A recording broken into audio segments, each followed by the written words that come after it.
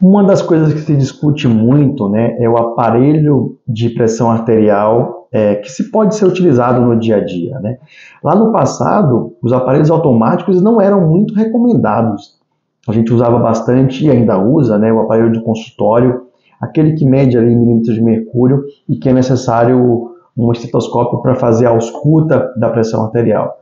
Com o advento dos aparelhos automáticos, isso facilitou o trabalho dos médicos, sem dúvida alguma, e também dos pacientes, possibilitando que o paciente tenha um controle da pressão arterial em casa. Isso é fundamental no tratamento do paciente hipertenso.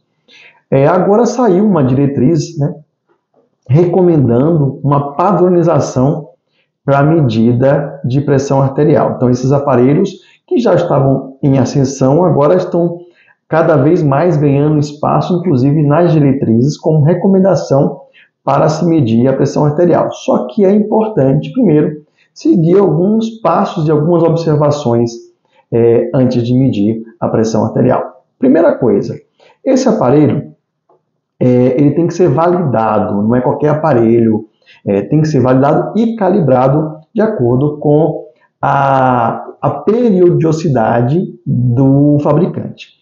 Um outro ponto é que em todas as diretrizes, a recomendação é para aparelho de braço, não é o aparelho de punho. Embora o de punho seja mais barato, é o de braço que é recomendado. Outro ponto importante, quando for medir a pressão arterial, não se deve, ali nos 30 minutos antes, nem realizar atividade física, nem tomar café ou fumar, por exemplo. Isso impacta na medida da pressão arterial. O paciente tem que estar confortável, com as costas apoiadas na cadeira, os pés apoiados, o braço apoiado numa superfície lisa. O manguito tem que ser adequado ao braço do paciente. Você pode verificar isso nas próprias medidas do seu aparelho. Braços mais grossos, por exemplo, precisam de um manguito maior e tem que ser isso de acordo com o tamanho do manguito, né?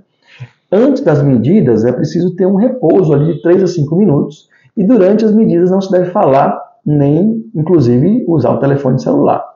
É necessário mais de uma medida, o recomendado são 2 medidas em intervalo de 30 segundos entre elas, e a média dessas medidas é que vai ser considerada a pressão arterial validada pelaquela medida.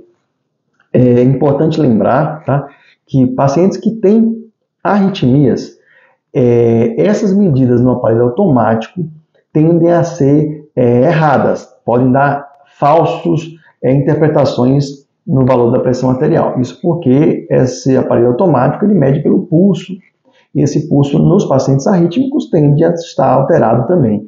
Então, não é que você não pode utilizar, mas pacientes que têm arritmia, há uma chance maior desses valores de pressão estarem alterados. Alguns aparelhos até acusam quando se tem a presença de arritmia, e aí esses dados não devem ser levados em consideração na hora de medir a pressão arterial.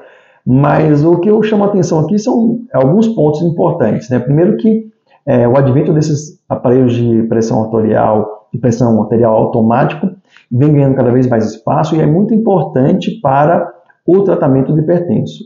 Em segundo lugar, mais uma vez, como recomendação de sempre, eu sempre aconselho que essas medidas sejam compartilhadas com o seu médico. Eu recomendo sempre que meu paciente possa comprar esse aparelho e que tenha ali a disponibilidade de medir a pressão arterial em alguns momentos, inclusive, quando eu peço para medir, para ajustar um remédio, por exemplo, ou mesmo antes da consulta, uma semana antes da consulta, fazerem medidas mais frequentes. Isso tem uma funcionalidade muito boa para você ajustar a medicação ou mesmo trocar o remédio.